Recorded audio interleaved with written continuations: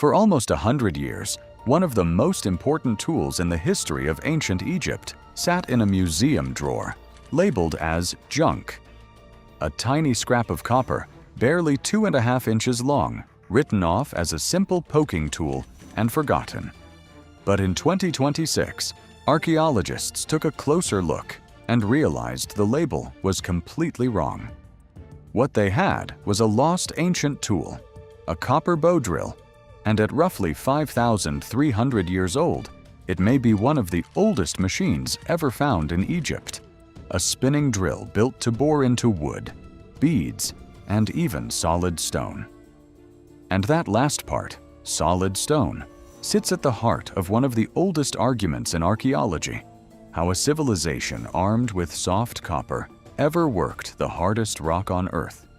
This little tool is a piece of that answer. If you love the real stories behind ancient mysteries, take a second to subscribe. The tool. To understand why this discovery matters, you have to start with the object itself. And the first thing that strikes you is how small it is. This isn't a golden treasure pulled from a pharaoh's tomb. It's an ordinary piece of copper, about 2.5 inches long, weighing almost nothing, only around 1.5 grams. You could close your hand around it and forget you were holding anything at all. Wrapped around its shaft, still holding on after thousands of years, are a few thin coils of leather, the last surviving trace of whatever once powered this tool. That is the whole object, a rod of metal and a scrap of cord. On its own, it looks like nothing worth a second glance. But according to the researchers who studied it, that unassuming little object is one of the oldest machines ever found in Egypt. To understand why, you need to understand what it actually is: a bow drill. So what is a bow drill? The idea is simple, and once it clicks, it's hard to forget. A thin rod stands upright, with a sharp bit at the bottom to do the drilling. A cord is wrapped a few times around the middle of that rod, and its two ends are tied to a small bow. Push and pull the bow, and the cord tugs the rod first one way, then the other, spinning the shaft rapidly in place. The bit at the bottom spins with it, biting into whatever it's pressed against. That spinning motion is the entire trick. It turns a plain stick of metal into a real machine. That might not sound like much until you set it against what came before. Drilling a hole by hand meant pressing a pointed tool into wood or stone and twisting it with bare fingers, hoping the hole slowly deepened. It was slow and nearly impossible to hold steady. The bow drill changed that. The bow took over the spinning, which freed the craftsman's other hand to bear down on the shaft with real force, speed, and pressure working together, something no bare hand could manage alone. It's a small shift on paper, turning a tool by hand versus powering it with a bow. But small shifts like this are what let an entire civilization start building differently. Because a tool like this wasn't made to be admired. It was a workhorse, the plain, unglamorous engine behind a huge share of ancient craftsmanship. With a bow drill, a craftsman could pierce holes through wood to join furniture, drill through beads for the jewelry Egypt became known for, and bore into stone to hollow out the vessels that now fill museum collections, work that would have been nearly impossible with nothing but a sharpened rock. Behind the treasures we associate with Egypt sat tools exactly like this one, doing the invisible work that made those treasures possible. The bow drill never gets its own display case, but a lot of what does sit in one was made possible by something just like it. And here's the twist. A tool this modest almost never survives thousands of years, and even when it does, it rarely gets recognized for what it is. It looks too ordinary. That's exactly what happened here. This small copper object sat in a collection for about 100 years, and for nearly all of that time, no one realized they were looking at a machine at all. To everyone who glanced at it, it was just junk. How it went from ignored to understood is where this gets interesting. The object everyone ignored. This little drill was found almost 100 years ago, in the 1920s, by archaeologists digging through a cemetery at a site called Badari in Upper Egypt. It came from the grave of an adult man, a burial the excavation team labeled Grave 3932, alongside whatever else lay in that grave. This small copper object was pulled out, examined for a moment, and written down in the official record. Here's the entire description it got at the time. A little awl of copper with some leather thong wound round it. A single line that settled the matter for everyone who came after. An awl, in plain terms, is just a pointed hand tool for poking holes. Nothing special, nothing worth lingering on. So that's what it became on paper, not a machine, just a poking tool with some old string on it. That's really how easy it is for something important to disappear in plain sight. It doesn't need to be lost or buried again. It just needs to be misunderstood once by someone in a hurry, and then quietly believed for 100 years. But labels, however old, are not the same as facts, and this one was about to be tested. It took until 2026 for that to change. Researchers from Newcastle University and the Academy of Fine Arts in Vienna went back through older museum collections looking for exactly this overlooked object, tools that might have been misidentified the first time around. When they pulled this one out and put it under magnification, the old description didn't hold up. What they were looking at didn't match an awl at all. That's where the real story of this object begins. How they knew it was a drill. Under magnification, the first thing researchers noticed was the working tip of the tool, and it didn't look like anything an awl should look like. Instead of straight scratches running along the length of the shaft, the thing you'd expect from something pushed or twisted by hand, the surface was covered in fine circular striations, tiny ring-shaped marks curling around the tip rather than down it. That distinction matters more than it might seem. An awl works by being pressed and pushed in a straight line, so anywhere it leaves behind runs the same direction, lengthwise, the same way a scrape down a wall leaves a straight streak rather than a ring. But these marks didn't run lengthwise at all. Marks that circle around the tip instead only form one way. Something was spinning against a surface, over and over, wearing a ring into the metal with each rotation.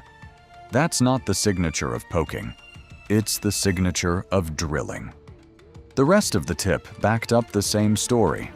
It was rounded, worn down, and slightly curved from repeated use. Exactly what you'd expect after years of being pressed and spun against wood, bead, or stone, rather than jabbed in and pulled back out. And then there was the leather. Those old coils wound around the shaft, dismissed a century ago as just some leather thong, turned out to be the missing piece of the puzzle.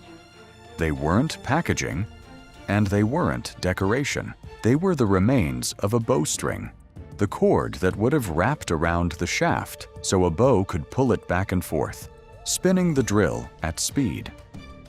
Put the wear marks and the leather together, and the conclusion became hard to avoid. This wasn't a hand tool that got a lucky nickname 100 years too soon. It was a bow drill, a real piece of rotary machinery, built to spin fast and bite hard, doing something a simple hand-pushed awl could never come close to. Once the researchers were sure of what they were looking at, the next question became obvious. How old was this thing, really?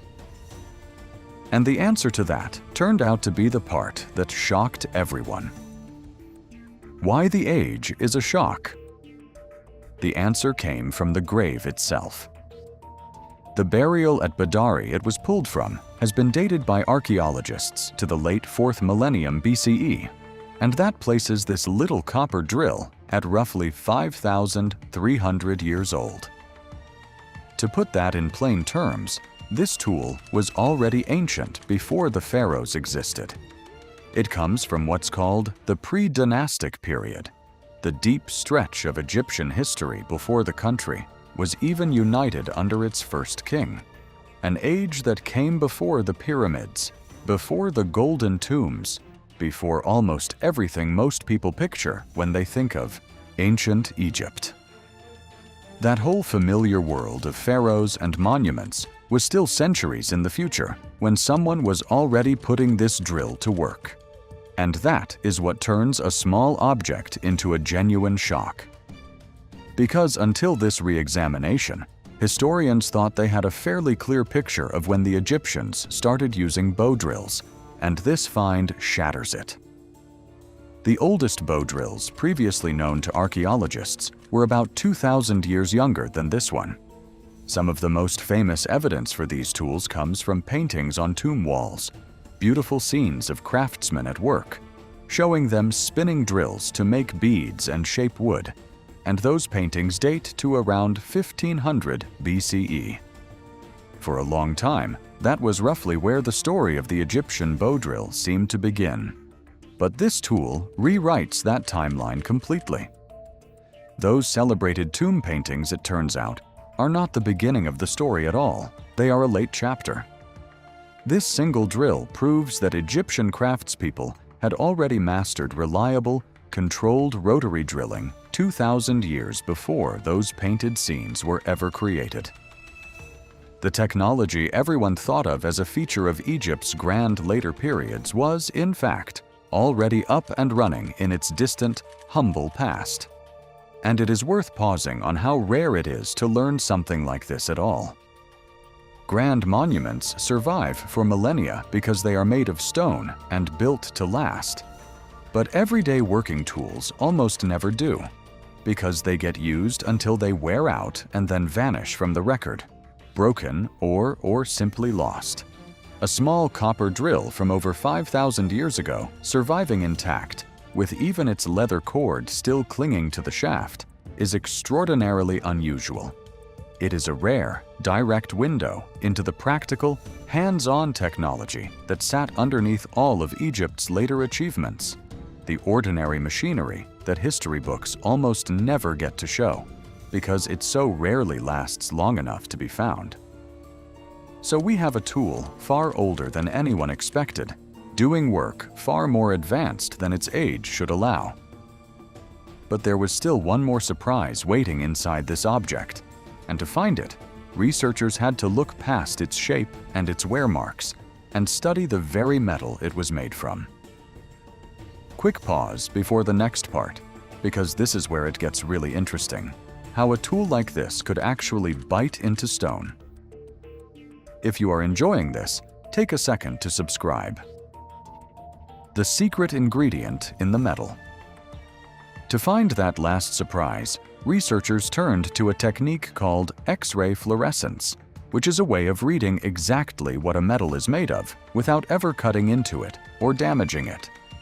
You aim the device at the object, and it tells you which elements are present and in what amounts. When they pointed it at this ancient drill, they expected a fairly ordinary answer. Early tools like this are usually made of plain copper, the everyday metal of the age. But that is not what came back. The drill was not simple copper at all.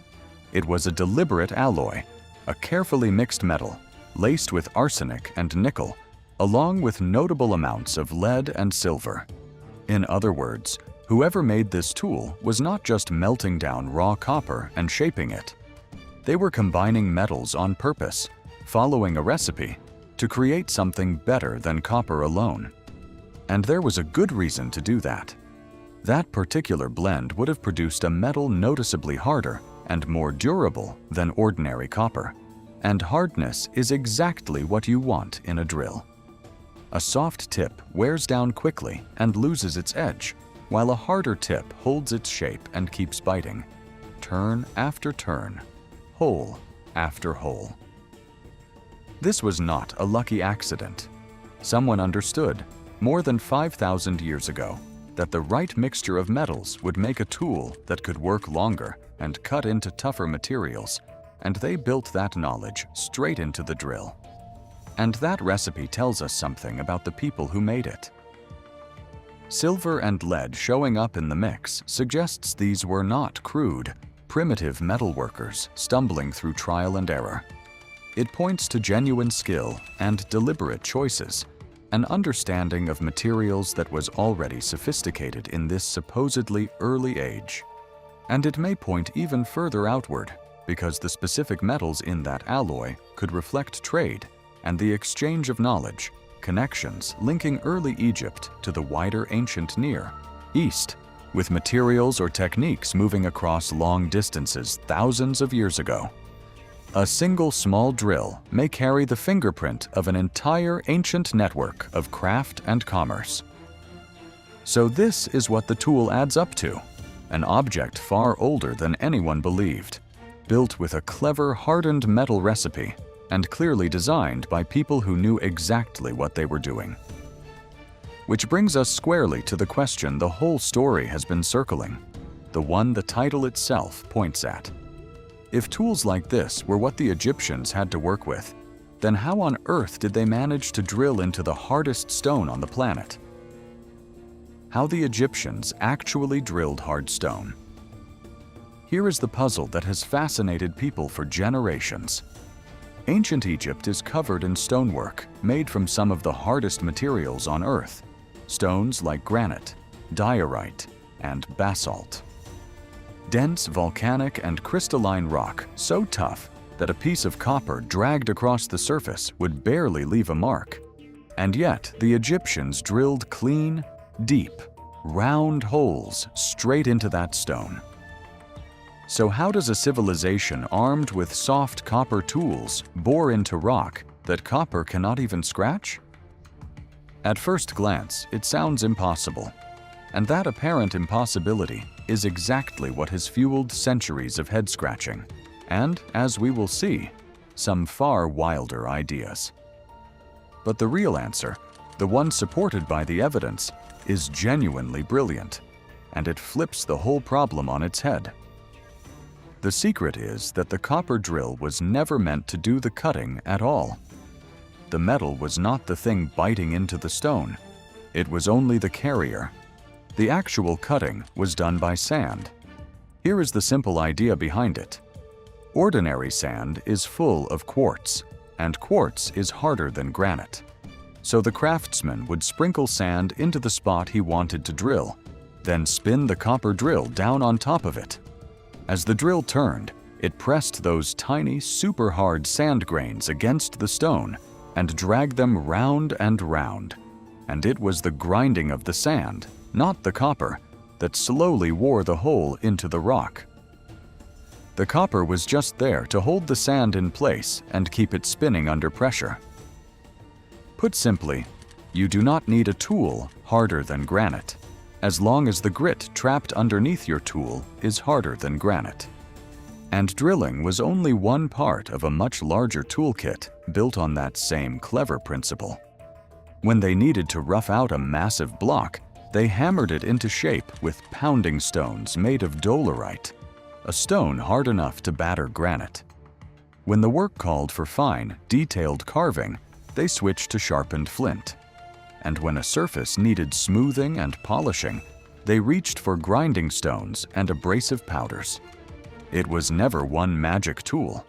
It was a whole practical system, each part matched to a different job, and much of it leaning on the same core trick, letting a harder material do the cutting for you. And this is not guesswork. Ancient drill cores survive, the leftover plugs of stone that come out of the center of a drilled hole, along with the drilled holes themselves, still visible in stone across Egypt.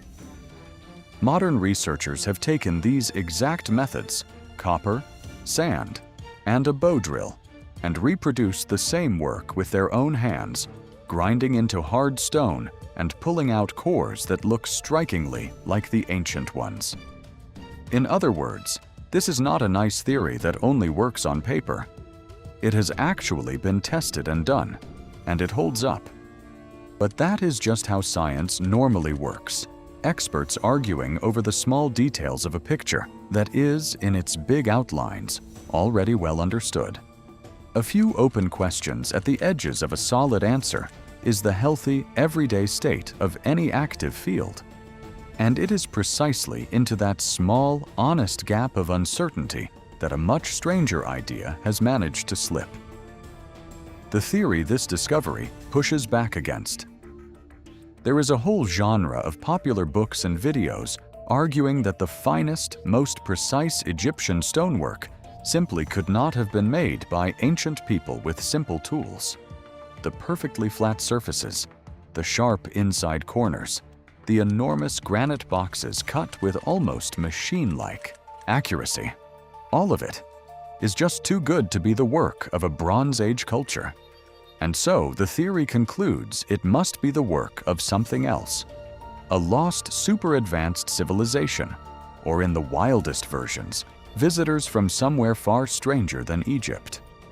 And it is worth being honest about why that idea is so appealing, because the precision of some of these objects genuinely is stunning. Standing in front of a granite box cut with edges that look laser straight, it is easy to feel that no one grinding away with sand and copper could ever have produced it. They couldn't have done it is a dramatic, exciting story, and it taps into a real sense of wonder. The problem is the conclusion. Because here is what a discovery like this little bow drill actually does to that theory. It works directly against it. Every time archaeologists find another real tool, another piece of the genuine technological story, the gap that the lost civilization idea tries to squeeze into gets smaller. This drill shows that Egyptians had mastered hardened metal alloys and reliable rotary drilling more than 5,000 years ago, 2,000 years earlier than anyone had proof of before. That is not evidence of a vanished super race. It is evidence of ordinary humans, steadily and patiently getting better at their craft over a very long time. And that is the whole point. If these people were already engineering clever alloyed drill bits and precise rotary tools this early, then their later mastery of stone is not some baffling mystery that needs aliens to explain it. It is exactly what you would expect from a civilization that had spent thousands of years slowly refining its skills and its methods. The extraordinary stonework is not a sign that the Egyptians were secretly something other than human. It is a sign of just how far human skill can go when it is given enough talent and enough generations to build on what came before. The real story, in the end, is not that a lost super-civilization did the impossible. It is that ordinary ancient people were far more resourceful and far earlier than we ever gave them credit for. And honestly, that is the more remarkable story of the two. So the lost ancient tool everyone ignored turned out to be one of the oldest machines in Egypt, a scrap of copper mislabeled as junk for 100 years until someone finally saw the machine hiding in plain sight. It really was just found again and reveals how the Egyptians drilled into solid stone, not through vanished magic, but through sand and genuine human genius. If you enjoyed this, subscribe for more.